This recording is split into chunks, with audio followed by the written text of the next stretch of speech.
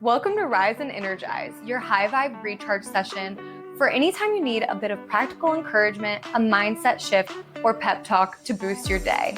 I'm your host, Morgan, and I love sharing stories, tips, and tricks that help us find the spark we need to move forward with purpose.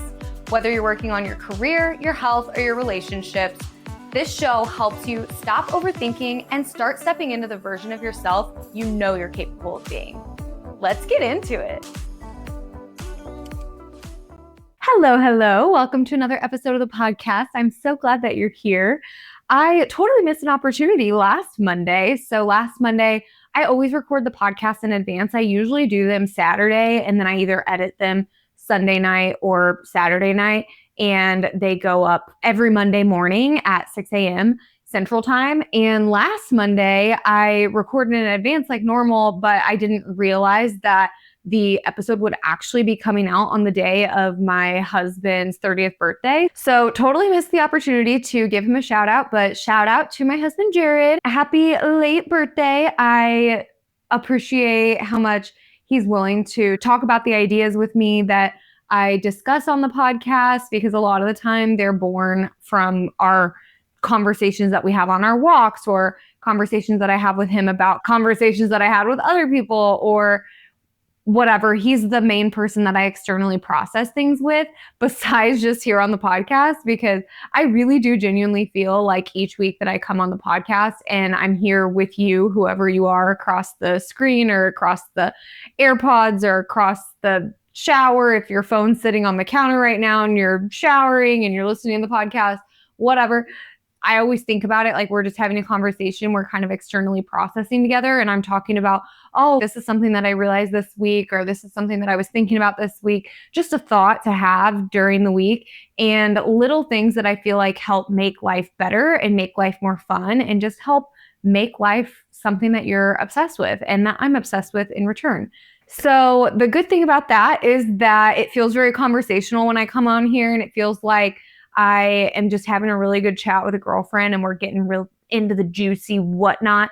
But then also a lot of these conversations are ones that I've kind of thought out loud about to my husband. And so I just appreciate all of the support and listening that he does, and things that he offers in pieces of advice or bringing a different perspective into things. Because I think sometimes when we're with girlfriends, or I know me and my sisters, we have a lot of similar interests and hobbies, and we hang out a lot, and we're all obsessed with our niece / my sister's daughter.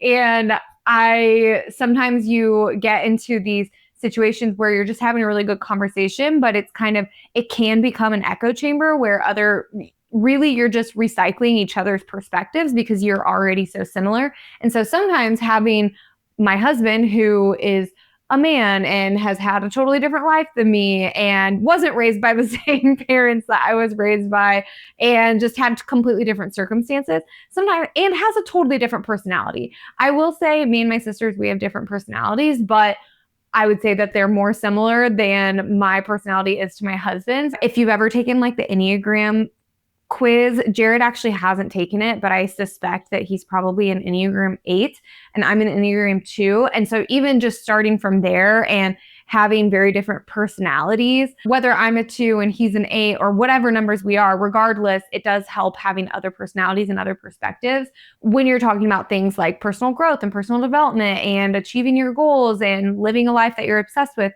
It's really helpful to have other perspectives. So all that to say that, shout out, happy late birthday to my husband, Jared, who I completely adore and am excited to go through our 30s together. We have officially been together half of his life, because I think that he was 15 when we officially legitimately started dating. He was 15, so now he's 30. And so we've officially been together half his life. That is crazy. But today I wanted to talk about, because it came up this week, we were on one of our walks and I asked him, what is the biggest lesson that you've learned in your 20s? What would you say going into your 30s is something, an idea or a lesson or message that you've received in your 20s that kind of paints the picture or will influence the way you go into your 30s? The biggest, maybe just biggest thing that you've learned in your 20s. And I talked about mine as well. And so I wanted to share those two things. And I'm not speaking for him. I'll tell you the message or lesson that he told me, but then I'll probably just speak to it from my own perspective since he's not here to speak on it himself. But what he said was, I'm paraphrasing in my own words, but I think the concept of fragility of life, he just said that he realized that we aren't here forever. We don't know how long we're here. And I know I say this on the podcast all the time, but we are here for a certain amount of days and we don't know how many days that is. So I really, really liked that he mentioned that because that's something that I feel like I learned a lot in my 20s as well, or was faced with in my 20s. And it's just kind of that realization that you're not invincible and you're not going to live forever and you're not immortal. And so that was something that he said he feels like he learned in his 20s and is shaping the way he goes into his 30s, or just the biggest lesson. My question to him was the biggest lesson you learned in your 20s. So that was what he said. And for me, I totally wholeheartedly agree with that. But I also thought on my own that the biggest thing I learned in my 20s was just not to take anything personally. Now, hey, execution of this is different. These are the things that we both learned, the lessons that we learned and the messages that we received in our 20s. That doesn't mean that we execute them perfectly or we act on them perfectly, okay? So not to say that you're going to do this perfectly after listening to this episode, but maybe these thoughts are things that you're also experiencing or you've experienced before and lessons that you learned before and you needed a reminder, or you just hadn't really thought about it that way before and it might help shape your actions going forward. So mine was just to never take anything personally. And I guess the way that I would sum this up is personal accountability, or just the fact that you can only control yourself. You can't control other people's thoughts, feelings, actions, behaviors. All you can do is control your own and respond accordingly. So I want to dive into each of those a little bit more and again, talk about my perspective on them and how I feel like they can help you, whether you're going into your 30s or not. They could help you if you're going into your 50s or if you're going into your 10s. What would that be if you're a teenager? There's probably not a lot of teenagers listening to this right now, but it could help you at any state of your life. So I think that these are really good concepts to think on and maybe postulate a little bit about what this might mean in your life. And hopefully you think so too. So the first one, just the fragility of life. This is something that I hope feels kind of, sometimes I feel like when I talk about the fragility of life, it's just like a boost. It's a pep talk because it is sad. It is morbid. You are being faced with the fact that everybody's going to die someday. We all are going to, and we have no idea when that will happen. So I know for me and Jared, something that has probably brought this to our attention more is the loss of some younger people in our lives in the last 10 years, in our 20s. That is something that we had to face that was unexpected, was losing some people younger than we would have expected. I know I've talked many times on the podcast about how I lost my brother when he was 33, and that really shaped a lot of the ways that I saw the world and just kind of gave me a little bit of the spunk that I have of just try things out, like try out a podcast, try out a workout program, try out posting on social media. Just kind of gave me the, I won't say confidence, but it has given me the oomph that I needed, or the kick in the booty that I needed to say, you know what? You don't even know if you'll wake up tomorrow. I know that's morbid. I really do. But there are so many times that I am faced with the reality that we have no idea if we'll wake up tomorrow. So that thing that you've been saying that you were going to do, or that thing that you've been saying that you want to do, or the thing that you've been saying, oh, I'd really like to get good at that, or I'd really like to talk to this person about this, or I'd really like to try this different method of career, or I really I aspire to be a YouTuber, which is not what I aspire to be, but I do love doing the podcast. But I aspire to be a YouTuber. Whatever the thing is that you've been saying that you want to do and you've been fearful to act on, I think that fragility of life, realizing truly how little time we have here, and really specifically the uncertain amount of time that we have here, should be something that kind of kicks you in the pants and tells you, just go for it. Just go for it. It's your life. You are only going to get out of it what you put into it. And some people don't make it this far. Genuinely, every birthday I think that, and people, like, I said that to someone.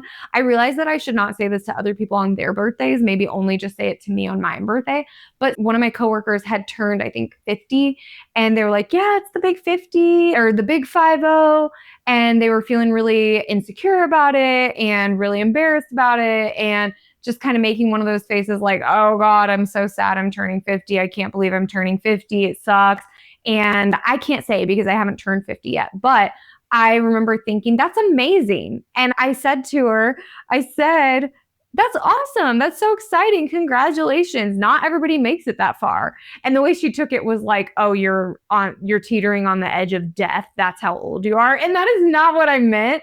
But I was just thinking that none of us know. We could make it to 30, we could make it to 50, we could make it to 70, or we could not. And so every birthday truly is a blessing and truly is a gift. And I just believe that wholeheartedly. But also on top of that, you can use that message or that lesson to springboard you into action on the things that you want, because you don't want to be at the end of your life, whether that's at 50 or 70 or 90 or 30, God forbid. You don't want to be at the end of your life and have regrets. You don't want to be at the end of your however many amount of days and laying on your deathbed and thinking, wow, I just really didn't do a lot of the things that I thought that I would do. And obviously there are unforeseen circumstances that sometimes I'm not blaming you if you do end up at the end of your life and you're like, oh, I didn't. But in a sense, I am hoping that this will empower you to take action and to call your shot and do the things that you have been wanting to do. And I'm not saying that it's going to be easy. I'm not saying that you're just going to call your shot and say, oh, I want to do this. I want to try this new career, or it's really important to me to become a homeowner, or I want to be married, or I want to live in another country for a year, or I'm not saying that any of those things are going to be easy. But I am saying that once you call your shot and you take little actions toward that thing, things are going to start to happen for you. There's something that I heard a long time ago that I love and I want to give full credit to. I believe it was Keisha Getmary that said it, but she always says that if you have a dream or a desire or something on your heart, if you have the ability to dream that thing up, you also have the ability to figure out the how to get there. So I know at first it might seem like you don't know how to get there. And sometimes you get really caught up in the how and the steps and the disparity of where you are now to where you want to go, and the fact that there's just so much to get there. And sometimes that keeps you in this analysis paralysis phase where you don't ever start, you don't ever call your shot because you don't know how to get there. But when you realize that you are limited on the number of days that you have here, and you actually say, you know what, I'm going to try this. I'm going to try this new thing that I want to do, or I'm drawing a line in the sand and I'm going to get my health on track. Or I've been thinking for a long time that I'm unhappy in my career, or I'm unhappy in my marriage, or I'm unhappy in the neighborhood that I'm living in, or I'm unhappy with the way that I feel in my body. Look, we are only unhappy as long as we let ourselves be unhappy. Life is too short to be unhappy and not obsessed with it. And that's not to say that there aren't going to be negative things that you can't control, but there are things that you can control. And if you are unhappy in your job or your marriage or your body or your neighborhood or whatever it is, you can take steps to make that change. So to me, the fragility of life, that's what it helps me remember. That's what it helps remind me, is that I am only as stuck as I let myself be. And at the end of my life, whatever I have or haven't done is completely on me. So it springboards me. So it's not really like a morbid thing for me. It's not a negative or doomsday thing for me to think about the fact that we're not immortal or think about the fragility of life. It's actually like, whoa, we're limited here, right? We've got a deadline. We just don't know what it is. So we've got to race toward it. And then the other lesson that I mentioned that I feel has been something that I've had to learn as I'll say recovering people pleaser or someone with people pleasing tendencies, is just that, you can't take anything personally. I've realized so much. I still to this day remember going to this event in college, and I was a part of a campus ministry. And so we didn't do things like big parties, ragers with alcohol and stuff. I mean, maybe some people in the campus ministry did, but I wasn't going to those kinds of parties. So we had like theme parties that were really silly. And we had one, and the theme was thrift store. It was that song that was out, the thrift shop song. It was the one that was like, I'm gonna pop some tags, only got $20 in my pocket. I don't know how you create a whole party based off of that song, but we did. And everyone was in outfits that they wore that they got at the thrift store. I'm pretty sure that's what the theme was. I don't know. At least I know what I was wearing because I was thinking about myself all night. And I remember someone else like a year later talking about that night and how they had something on or something of theirs got ripped. I genuinely can't even remember now what it was, but I just remember thinking I did not even notice what they were talking about. They were probably just as focused on themselves as I was on myself, of how I looked and how I sounded and how I danced or how I whatever. And they were way more focused on themselves that they probably couldn't even remember what I was wearing. But we go through life and we think, oh, everybody's looking at us and everybody's paying attention to me. And most of the time they aren't. And even if they are, that's on them. And this is something that I don't put into practice perfectly and I don't execute it perfectly. But I do feel like that's a big thing in my 20s that I learned. And I had so many aha moments, was just that everybody's going through life for the first time. Everybody is paying probably more attention to themselves than they are to you. And everybody is going through things that you don't see. And I know I said I have people-pleasing tendencies, but I also have this tendency to try to control people too. And it's just something that I don't even know where I adopted it, but somewhere I learned this behavior of if I can control everything in my environment, then no one will be mad at me. It comes with like the people-pleasing thing. And I had an epiphany one time that this is actually a very prideful thing, because I basically am saying that I have the power to control how other people feel, which is just not true. And it has become a more freeing thing to realize that I can't control other people's feelings and I can't control their behavior and their thoughts. And so trying to control the environment so that basically I'm manipulating the environment or the scenario or whatever it is to make sure that other people are happy or happy with me at the very least, that is not something that is ever going to be conducive. And I had read something, it was in the Mel Robbins book, Let Them Theory, which I know I've mentioned on the podcast before because I've been on a big Mel Robbins kick and I just finished 3 of her books. But one thing that she said in it was, I spent most of my life believing that if I didn't step in or didn't manage the situation, that things would fall apart, and that this urge to control things comes from a place of fear. And I don't want to live my life from a place of fear. I want to live my life from a place of love and abundance and excitement. And so this need to control people and situations, it doesn't reduce that fear. It just amplifies it. It just makes it bigger. And so what I've learned in my 20s of having these realizations that, one, people are paying way more attention to themselves than they are to you. And 2, me attempting to control situations or other people, and part of that people pleasing, that is not only coming from a place of pride. I have to remind myself that, because otherwise I can turn myself into this like, oh, I'm just a martyr, I'm making sure everybody's happy. No. It's a prideful thing. Like, you think that you're God and you can control everybody. So 2, it's coming from a place of pride. And then 3, it's just not good for me or those people, because it's coming from a place of fear and not love. Fear and pride, I guess. Fear and not love.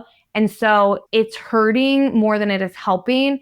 And that's why this concept of reminding myself not to take things personally and not to try to unpack things that people say to me or do to me or whatever, and just accept what they say on the forefront, because you can spend all day going through your thoughts, cycling through your thoughts and telling yourself like, oh, maybe they meant this, maybe they meant this, maybe they were mad about this. Did they seem okay? Did they seem like, All you can do is accept what they give you from the forefront. You cannot know someone's hidden motivations if they don't tell them to you. And you don't know what people are thinking about you. And most of the time, they aren't thinking about you. And if they are thinking about you and they're thinking weird thoughts, like that's on them. That's weird, okay? That's just now, okay? So those are the two things that I wanted to share today. I hope that they're helpful. I hope they're good reminders to you that your time here is limited, and also that we're all just here doing this for the first time. None of us have done this before that I know of. And we're all just doing the best we can with the tools that we have. And hopefully this helps you get a little boost to do the thing that you keep saying you're going to do. And then also maybe help you in any sticky or weird relationships that you have, or just go about your days and feel way more empowered and excited. And yeah, I love you. Thank you.